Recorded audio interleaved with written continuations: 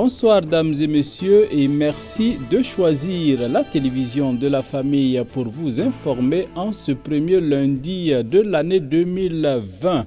L'actualité de ce soir nous conduira à la primature où le Premier ministre a reçu ce matin les vœux de ses collaborateurs et nous ferons un clin d'œil au Zimbabwe où nous compatirons avec ce pays qui traverse une grave crise alimentaire. Encore une fois, bonsoir et merci d'être des nôtres. C'est parti pour le ballet des présentations de vœux et c'est la primature qui en donne le ton. Ce lundi, tôt ce matin, voilà une cérémonie sobre d'une quarantaine de minutes, juste le temps d'un échange entre le chef et son personnel. Delphine Banessi et Tapsoba et Gédéon ont signé le reportage. Suivez. C'est parti pour le bal des présentations des vœux des institutions gouvernementales et c'est le Premier ministère qui donne le ton avec une cérémonie de présentation de vœux sobre qui a duré juste une quarantaine de minutes. Le personnel de la primature et ses services rattachés, par la voix de la secrétaire générale des lieux, Dame Yvonne Rwamba, a souhaité des vœux de santé, de succès et de prospérité à celui qui tient les rênes de la primature depuis le 21 janvier 2019. En outre, elle n'a pas manqué de présenter quelques doléances au Premier ministre au nom de tout le personnel. Excellence, Monsieur le Premier ministre, nous saisissons cette occasion pour vous traduire notre admiration pour l'exemple d'un travail dans la rigueur, l'abnégation, la probité, la responsabilité. C'est sur cette note que je voudrais, à mon nom et au nom de l'ensemble de vos collaborateurs de la primature, vous adresser mes vœux les meilleurs. Que 2020 soit pour vous, pour votre épouse et pour tous ceux qui vous sont chers, une année de paix, de santé, de joie, de prospérité et de réussite dans vos activités. Que 2020 soit meilleur que la précédente en termes de sécurité, de croissance économique et de progrès. Et le sieur Christophe Joseph-Marie Dabiré de recevoir cordialement ses vœux formulés en son endroit, son épouse et ses proches. Les défis majeurs qui attendent d'être relevés par l'équipe interne du chef du gouvernement sont multiples en cette année 2020. Il s'agit essentiellement de la sécurité et de la cohésion sociale pour ne citer que cela. Je vous remercie de tout cœur pour les vœux aimables que vous venez de formuler à mon endroit, à l'endroit de mon épouse, de ma famille et de mes proches. Je vous prie en retour d'accepter nos vœux de santé, de prospérité et de succès pour l'année 2020, pour vous-même et pour vos familles. Que 2020 apporte au Burkina Faso la paix, la sécurité et la stabilité que nous appelons tous de tous nos vœux. C'est le lieu pour moi de féliciter chaleureusement tous les agents qui ont été distingués au cours de la fête nationale du 11 décembre 2019. Et tous ceux qui, après des dizaines d'années d'engagement et de travail, ont bénéficié ou bénéficieront des avantages d'une retraite bien méritée. Je vous invite enfin à prendre avec moi l'engagement de travailler en 2020 avec abnégation et acharnement pour le retour de la paix et de la sécurité et pour le développement de notre parc. Ce sont des paroles d'encouragement et d'abnégation au travail, des poignées de main entre patrons et personnel que chacun retourne à ses occupations qui contribueront à relever les défis précédemment cités. Cependant, pour 6 d'entre ces travailleurs de la primature, c'est l'heure de la retraite. Il faut noter que pour service rendu à la nation, quelques-uns des travailleurs de l'UE ont reçu des distinctions à l'occasion de la fête du 11 décembre. Le vent d'harmattan qui souffle sur le pays depuis déjà quelques jours n'est pas sans conséquences sur la santé tant chez les adultes que chez les enfants. Quelles sont les conséquences, sinon quelles sont les précautions à prendre pour mieux préserver sa santé? Le docteur Bob Lawende Sakandé nous en parle dans cette interview. nous passons donc un temps particulier. Après la saison humide qui est finie, nous passons à la saison sèche et fraîche. Et bien sûr, ces conditions-là sont telles que, atmosphériques, sont telles que beaucoup de germes, des microbes, des virus circulent et le nez, tous les organes qu'ils atteignent premièrement, c'est les orifices. La bouche quand on dort, le nez donc, bien sûr, les yeux et les oreilles.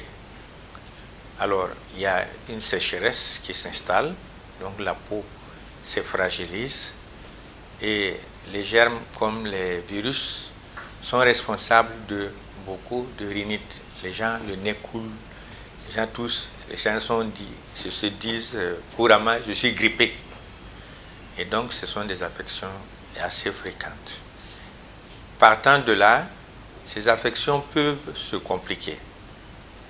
Comme c'est des orifices au niveau qui communiquent, il y a les otites chez les enfants, les bronchopneumopathies chez les enfants, et les formes graves qu'on appelle les bronchiolites chez les enfants. Et chez l'adulte aussi, nous avons donc les atteintes des voies respiratoires supérieures et des voies respiratoires inférieures. Donc, les rhinopharyngites que je citais tantôt et bien sûr les pneumopathies en général. Et bien sûr, les terrains particuliers comme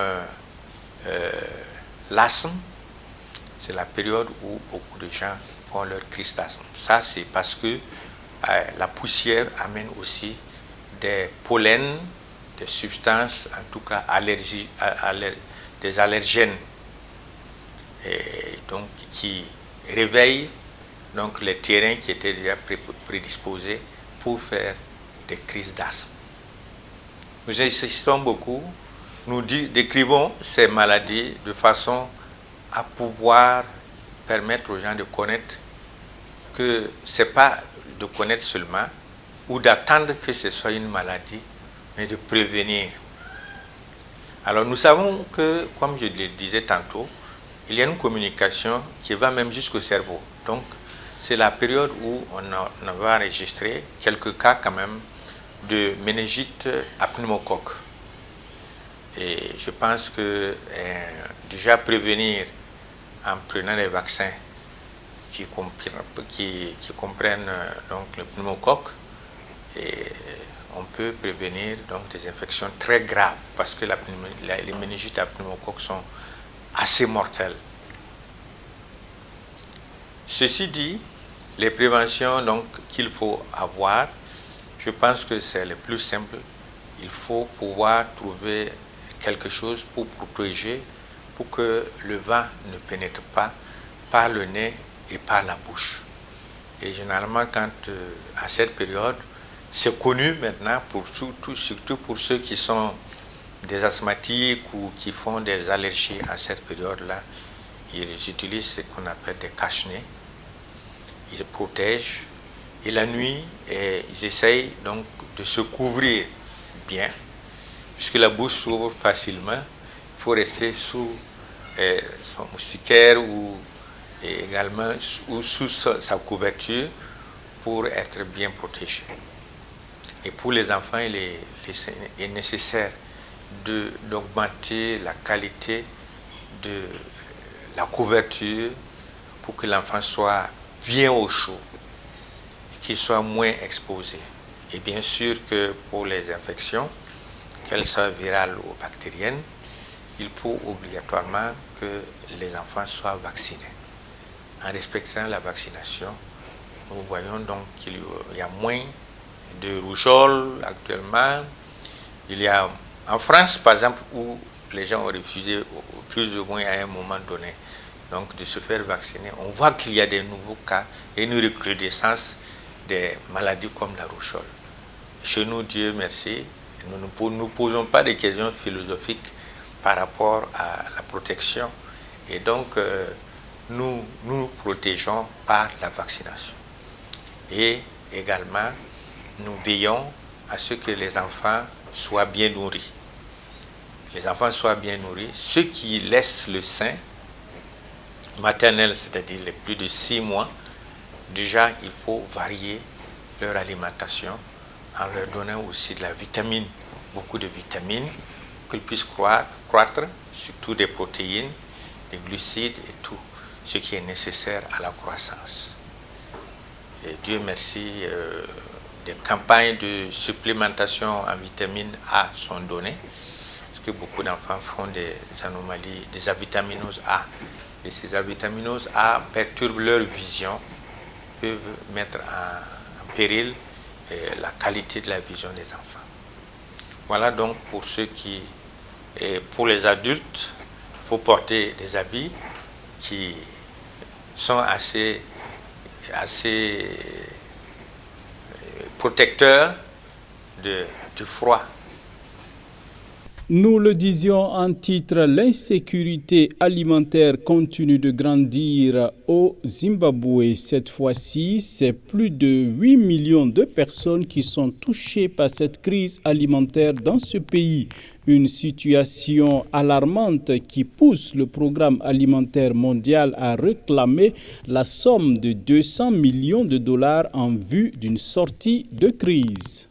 Les signaux sont au rouge au Zimbabwe. Plus de 800 millions de personnes souffrent d'insécurité alimentaire dans le pays. La sécheresse est à son paroxysme et la famine guette les greniers. Pour faire face à cette crise humanitaire, le programme alimentaire mondial réclame la somme de 200 millions de dollars. L'agriculture zimbabwéenne était une agriculture moderne avec des investisseurs privés qui avaient investi leurs fonds. Avec la réforme agricole, les choses ont basculé du mauvais côté. Pour l'instant, l'État essaye de reprendre, de subsidier, mais c'est pas vraiment le modèle qui méritait. Parce que le modèle qui méritait, vu l'histoire du pays, vu la sensibilité politique, c'était plutôt le secteur privé qui devrait prendre le devant pour investir dans l'agriculture. Parce que l'agriculture zimbabwéenne a toujours témoigné son efficacité en termes de production agricole, en termes d'export. Les causes de cette crise alimentaire sont nombreuses et se situent à 2 axes.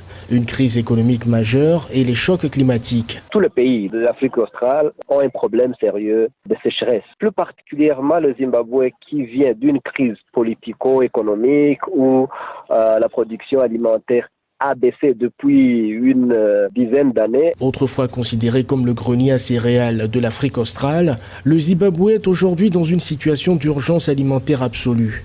Les autorités du pays ont promis d'injecter 133 millions de dollars pour subventionner la culture du maïs. Le feu continue de ravager l'Australie, laissant entrevoir des scènes de désolation. Une vingtaine de personnes ont déjà trouvé la mort.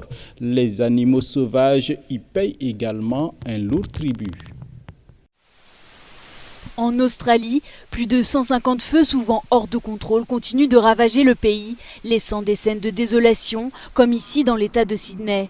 Le bilan humain s'est encore alourdi, une 24e personne est morte samedi en essayant de sauver la maison d'un ami.